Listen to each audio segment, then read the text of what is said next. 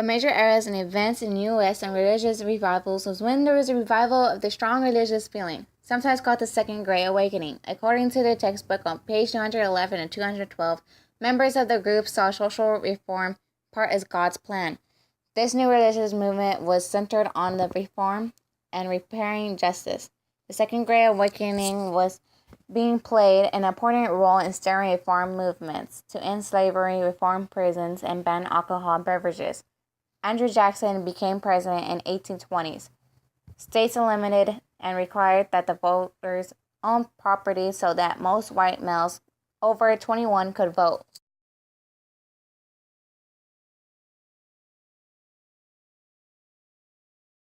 During the march along the 800-mile journey known as the Trail of Tears, Georgia passed a law in 1830 stating that any white person living among Indians without a license from the governor would be sent to prison. State legislatures feared white missionaries were encouraging Indians to resist removal. Samuel, a missionary, was arrested and sentenced to prison for 4 years living among the Cherokees.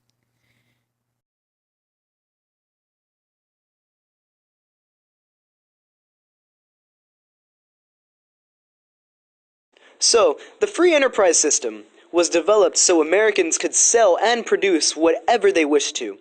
There are 3 questions to follow, though. What should be produced? How should it be produced?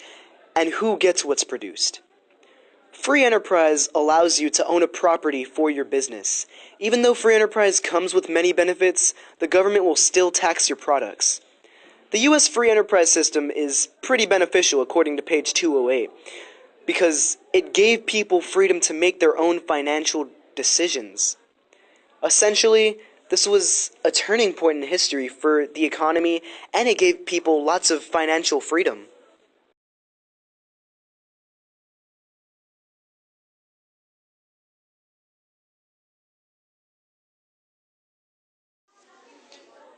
Okay, so, according to page 209 of the history textbook, the reason for urbanization was the increase in factories, which all started with Samuel Slater and his invention, the cotton gin. This is essential because it started the Industrial Revolution.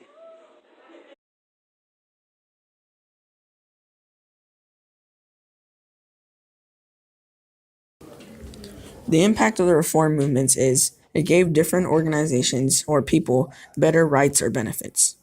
Abolitionists sought to end slavery. The prison reform was to give inmates better prison conditions in the 1830s and 1840s. The temperance movement was the American Temperance Society trying to get rid of the use of drinking alcohol. The educational reform was to give free public schooling to every child.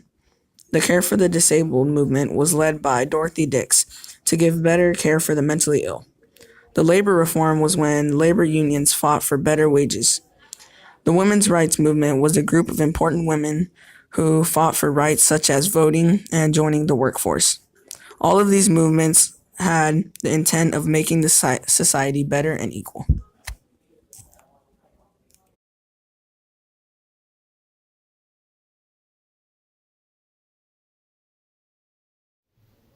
There were many people involved in American literature, such as Washington Irving, the author of some New York stories such as Azrip Van Winkle and The Headless Horseman. There was also a man named Herman Melville. He wrote the novel Moby Dick.